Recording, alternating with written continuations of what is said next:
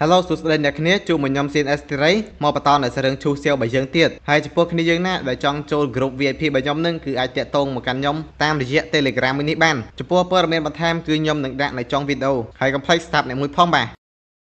Hello សួស្តីអ្នកគ្នាជួបមកខ្ញុំ CNS ទីរីមកបន្តនៅរឿងឈូសសៀវរបស់យើងទៀតហើយចំពោះគ្នាយើងណាដែលចង់ចូល group VIP របស់ខ្ញុំនឹងគឺអាចតាក់ទងមកកាន់ខ្ញុំតាមរយៈ Telegram នេះបានចំពោះព័ត៌មានបន្ថែមគឺខ្ញុំនឹងដាក់នៅចុងវីដេអូហើយកុំភ្លេចស្ដាប់អ្នកមួយផងបាទភាពមួយនេះគឺចាប់ផ្ដើមពីឈូសសៀវដែលតាមមើលទៅគេកំពុងតែដកយកនៅសុទ្ធមួយចំនួនហើយក៏មាននៅមនុស្សមួយក្រុមបានដើមរកគេហៅថាសិស្សច្បងឈូសសៀវហើយសិស្សច្បងឯងមានតែម្នាក់ឯងទេនៅកន្លែងមួយនេះហើយតាមមើលអាមួយដែលនិយាយនឹងគឺព្យាយាមញឹមខ្លាំងមែនទែនព្យាយាមសម្ដែងកុំឲ្យឈូសសៀវដឹងតែពួកគេមកសម្លាប់អញ្ចឹងណាអាឈូសៀវក៏សួរត្រង់អូពួកអដែងឯងក៏មកសម្លាប់អញដែរមែនពួកវានឹងក៏ចាប់ផ្ដើមនិយាយគ្នាក្នុងចិត្តអេពួកអដែងដល់ម៉ោងសម្ដែងឯវើយអាមួយនេះរត់លឿនណាស់អញ្ចឹងពួកយើងគួរតែពន្យាពេលចាំឲ្យអ្នកផ្សេងទៀតមកដល់សិនចាំសម្លាប់ជាមួយគ្នាបន្ទាប់ពីអូខេអស់ហើយក៏ចាប់ផ្ដើមធ្វើពុតជាបណ្ដឹងខ្យល់សិស្សច្បងឯងចង់មានន័យថាម៉េចនឹងពួកយើងមានបានដេញតាមសម្លាប់សិស្សច្បងឯងណាសម្លាប់សិស្សរំប៉ាគឺមានទោសធ្ងន់ណាស់ណាសិស្សច្បងឯងនិយាយបែបនេះតើមានអ្នកផ្សេងទៀតកំពុងតែដេញតាមសម្លាប់សិស្សច្បងឯងមែនកញ្ញាម្នាក់ទៀតក្មោបន្ថែមសិស្សច្បងឯងប្រាប់ខ្ញុំមកណាគេហ៊ានប្រហើនតាមសម្លាប់សិស្សច្បងឯង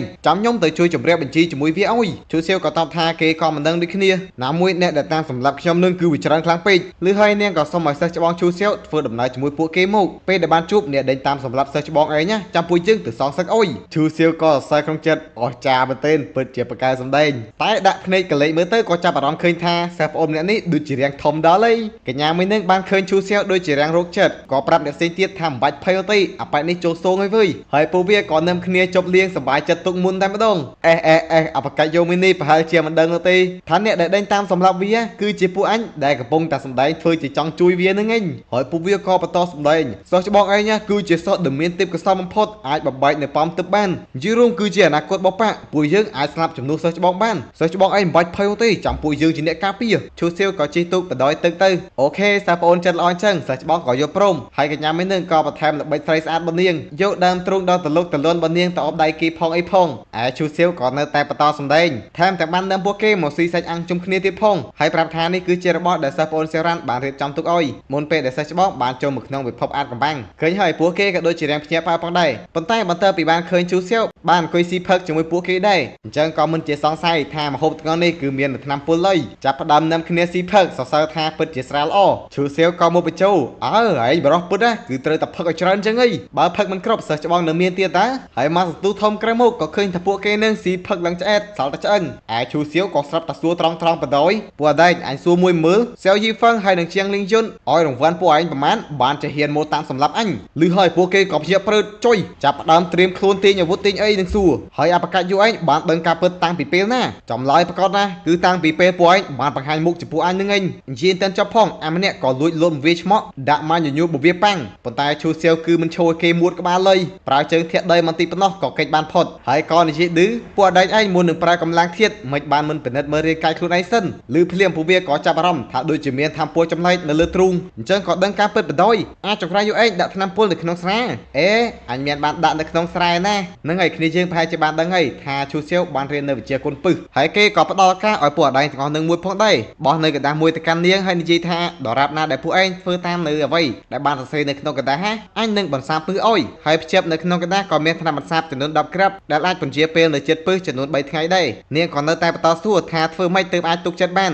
ពេលដែលពួកយើងធ្វើតាមឯងហើយឯងនឹងបន្សាបពឹសឲ្យពួកយើងពិតមែនឈូសៀវវិញក៏ធ្វើការស្បត់ទៅថារូបគេសុំស្បត់ក្នុងឈ្មោះរបស់អ្នកគ្រូបើសិនជាគេក្បត់ពាក្យសន្យាគឺនឹងឲ្យច្បាប់ឋានសួគ៌ទៅដាក់ទោសអ្នកគ្រូរបស់គេចុះលុបបំបត្តិកម្រិតហ្វឹកហាត់របស់នាងមិនឲ្យមានត្រឡប់មកវិញអស្ចារ្យមែនទេបាទអត់ស្បត់ឈ្មោះខ្លួនឯងទេតែស្បត់ឈ្មោះអ្នកគ្រូហើយអ្នកគ្រូដែលមិនដឹងខ្យល់នេះវិញក៏បានកណ្ដាស់ឈើចុយអាណាគេនិយាយដើមអញវិញហើយកញ្ញាទាំងអស់នឹងក៏បានយល់ព្រមជាមួយសង្ឃឹមថាឯងនឹងមិនក្បត់ពាក្យសន្យាទេចុះកុំភ័យមើលខ្ញុំឈូសៀវជាបរិបពិតនិយាយម៉ាត់ណាម៉ាត់នឹងបន្ទាប់ពួកគេក៏ចាប់ផ្ដើមធ្វើតាមអ្វីដែលឈូសៀវបានប្រាប់ដោយបានដើរមកជួបជាមួយនឹងក្រុមអ្នកផ្សេងទៀតអាប៉ែម្នាក់ឈ្មោះថាសៀវធានទំនងជាមេគេក៏ដើរមកសួរមិនបានជាអប ប្រកាសយូឯងអនុញ្ញាតឲ្យឈូសៀវរត់កិច្ចអញ្ចឹងប៊ូហ្វានក៏យល់ដែរដោយសារតែឈូសៀវនឹងរត់លឿនខ្លាំងពេកឃើញពួកយើងភ្លាមវាក៏ដាក់មេប្រូចភ្លេតសៀវធានក៏ឆ្ងល់បដ យបើវារត់កិច្ចរួចហើយអប្រកាសយូឯងហៅអញមកកន្លែងនេះធ្វើអីអូគឺថាអញ្ចេះលបងនៅពេលដែលឈូសៀវរត់កិច្ចវាគឺបានធ្លាក់នៅរបស់មួយនេះដែលវាគឺជាផែនទីបង្ហាញពីទីតាំងរបស់សុតទឹកសៀវធានក៏នៅតែសង្ស័យហើយបានដឹងពីទីតាំងរបស់សុតទឹកដែលមានតម្លៃខ្លាំងប៉ុណ្្នឹងហើយមិនបានជាមិនទៅយកវាដោយខ្លួនឯងហើយកុំប្រាប់ថាមកចង់យកចិត្តអញសោះអញមិនជួទេថាពួកឯងមានចិត្តល្អដល់ថ្នាក់នឹងប៊ូហ្វានក៏បកស្រាយថាកម្ពុជាភ្នំដែលអសត់មួយនឹងបានដោះគឺមានគ្រោះថ្នាក់ខ្លាំងសម្បត្តិត្រឹមតែពួកយើងប្រមាណនេះហ៊ានតែធ្វើដំណើរទៅគឺមានតែត្រកងឹបប៉ុណ្ណោះខ្ញុំមកប្រាប់លបងឯងនេះគឺសង្ឃឹមថាបើសិនជាលបងឯងពេលដែលទៅយកនៅអសត់ទឹកនឹងបានហើយសុំតែចែកឲ្យពួកយើងខ្លះក៏បានគិតថាវាសំហេតុផលសៀវធានក៏លេងសង្ស័យទៀតឆ្លើយថាល្អដាក់បញ្ជាឲ្យបញ្ញាព្រោះផែនទីមួយនេះគឺបានពីកណ្ដាប់ដៃរបស់ឈូសៀវអញ្ចឹងខ្លាចថាឈូសៀវទៅដល់នៅកន្លែងមួយនឹងមុនឯក្នុងចិត្តក៏គិតថាអាឆានប៊ូហ្វានមួយនេះពិតជាភ្លើមែនទេបានអសត់ទៅបើឯងកុំសង្ឃឹមថាមានចំណែកឯងឯសោះអូខេបាទមិនដឹងអាមួយណាភ្លើទេបាទហើយឈូសៀវក៏កំពុងតែឈោមើលពួកវាដែលកំពុងតែធ្វើដំណើរទៅកន្លែងអសត់ទឹកពីកន្លែងមួយហើយពួកដៃនឹងដើរមកដល់ចិត្តអសត់ទឹកក៏ប្រាប់គ្នាឲ្យប្រុងប្រយ័ត្នចឹងទៅបានមកឃើញថាវាគឺពិតជាអសត់ទឹកបិសាចហើយក៏នឹមគ្នាសប្បាយចិត្តមែនទេព្រោះថាបើសិនជាពួកគេបានស៊ីតាមបន្តិចប្រកាសជាទំនួលទៅការដំណាក់កាលសិនថងភ្លាមហើយបើយកវាទៅលក់វិញប្រកាសជាមានតម្លៃមហាសាលសៀវធានក៏ប្រាប់ពួកគេកុំឲ្យជ្រួលជ្រើមព្រោះមើលទៅអសត់ទឹកមួយនេះដូចជាមិនទាន់ពេញវ័យអាចប្រមូលផលលុយគេធ្លាប់បានមើលប៉ានៅក្នុងសៀវភៅបុរាណហើយក៏ដឹងថា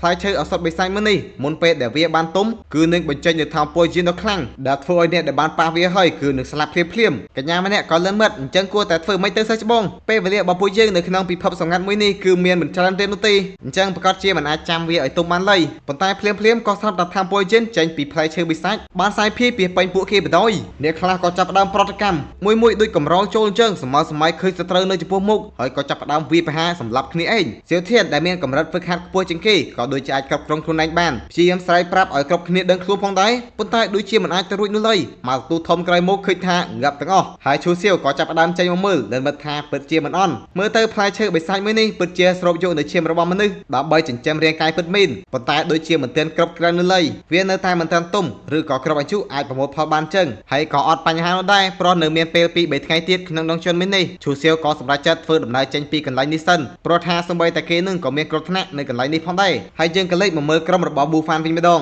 ដែលពួកគេកំពុងតែរងចាំក្រុមរបស់សៀវធានហើយបានឮសំឡេងស្រែកនៅលើកំពូលភ្នំក៏ដឹងថាមានបញ្ហាហើយអញ្ចឹងនឹមគ្នាភ័យខ្លួនបដ យព្រោះអត់ទទួលបាននៅអសត់ទឹកដែលជាផ្លែឈើបិសាចយកទៅប្រគល់ឲ្យឈូសៀវទេខ្លាចថាគេមិនជួយបន្សាបពឺអុយចៃដនក៏ឃើញឈូសៀវដើរមករកខ្លួនមុំអញ្ចឹងក៏ធ្វើជានិយាយទៅសិស្សច្បងឈូពួកយើងបានធ្វើតាមការណែនាំរបស់សិស្សច្បងឯងអស់ហើយណាគឺទៅរកមនុស្សដើម្បីទៅយកផ្លែឈើទឹកហើយទោះបីជាពួកយើងមិនទទួលបាននៅផ្លែឈើទឹកមួយនឹងក៏ដោយក៏ពួកយើងបានធ្វើអស់ពីសមត្ថភាពដែរសង្ឃឹមថាសិស្សច្បងនឹងគោរពពាក្យសម្ដីជួយបន្សាបពឺឲ្យពួកយើងផងឈូសៀវក៏ដៀលក្នុងចិត្តពួកអាកំសាមិនត្រឹមតែមិនហ៊ានទៅយកនៅផ្លែឈើទឹកនោះទេថែមទាំងបកនៅសិស្សច្បងសិស្សប្អូនខ្លួនឯងឲ្យទៅងឹបជំនួសរួចហើយមកយកមុខតាមក្រោយទៀតឈូសៀវមិនទាន់បានតបផងក៏ស្រាប់តែកន្លែងនឹងទាំងមូលបានរង្គើគេក៏ចាប់អារម្មណ៍ដឹងថានេះគឺជាវត្តមានរបស់អម្បូរបិសាចហើយក៏សួរប៊ូហ្វានថាពួកឯងបាននាំនៅពពួកបិសាចមួយនឹងមកមែនពួកវាក៏ប្រកែកថាអត់ទេពួកយើងមានបានទៅស្គាល់នៅអម្បូរបិសាចតាំងពីកាលហើយយើងក៏លេចមើលទៅក៏ឃើញនៅពពួកបិសាចទាំងអស់នឹងកំពុងតែជីជ្រូកបានឃើញនៅមនុស្សលោកក៏សប្បាយចិត្តមែនទែនចាប់ផ្ដើមសម្រុកចូលមកសម្រាប់ចូលឈូសៀវវិញក៏ឆ្កល់ក្នុងចិត្តចុយអញចូលមកក្នុងពិភពសង្កាត់មួយនេះចង់10ថ្ងៃហើយនេះគឺជាលើកទី1ដែលបានជួបជាមួយនឹងអម្បូរបិសាចហើយបើតាមមើលពួកវាកំពុងតែដេញតាមប្រមាញ់នៅអម្បូរមនុស្សលោកហើយគេក៏ចាប់ផ្ដើមអាមេជើងលោតទៅខាងលើប្រវិជាគុណដាក់ឆ្វាច់ទៅឃើញថាខ្លាំងយកតែមែនទែនងាប់នៅអាសត្វដែលពួកបិសាចកំពុងតែជីឯពួកបិសាចវិញក៏ចំហមិត្តឡើងគៀងព្រោះដឹងថាឈូសៀវមួយនេះគឺមិនជាអ្វីដែលពួកគេអាចដោះស្រាយជាមួយបានឡើយឯឈូសៀវក៏បន្តគម្រាមសួរចម្លើយថាម៉េចបានជាមានវត្តមានពួកបិសាចបង្ហាញខ្លួនក្នុងពិភពសម្ងាត់នឹងចឹងដំបងអាបិសាចមួយនឹងដូចជាមិនចង់និយាយប៉ុន្តែមើលមុខមាំរបស់ឈូសៀវក៏ដូចជាត្រូវបានគេគម្រាមថានឹងធ្វើទរណកម្មវាក៏សុកចិត្តប្រាប់ថាការពិតទៅគឺពួកវាត្រូវបានបង្ក្រាបដោយមេបកថៃស៊ូយកមកដាក់ក្នុងពិភពសម្ងាត់មួយនេះហើយថ្មីក៏ទទួលបានសារពីស្ដេចបិសាចដែលនៅក្នុងពិភពប៊ីអានប្រាប់ឲ្យពួកគេវាប្រហារតកម្មមនុស្សលោកឈូសៀវដឹងថារឿងនេះទាក់ទងជាមួយនឹងស្ដេចបិសាចនៅក្នុងពិភពប៊ីអានក៏គិតក្នុងចិត្តថាមើលទៅពិភពសម្ងាត់មួយនេះដូចជាមិនធម្មតាឡើយហើយទោះបីជាបិសាចមួយនឹងឆ្លើយជាមួយសំណួររបស់គេក៏ដោយក៏នៅតែកវៀតដើរមកឆ្វាច់សម្លាប់វាចោលដដែលធ្វើឲ្យពពួកបិសាចនឹងគឺចាប់ផ្ដើមភ័យខ្លួនប៉ុន្តែឈូសៀវក៏គ្មានកម្រងបន្តសម្លាប់ពពួកបិសាចនឹងទាំងអស់ដែរងាកមកប្រាប់នៅពួកអដែងប្រមាណនេះ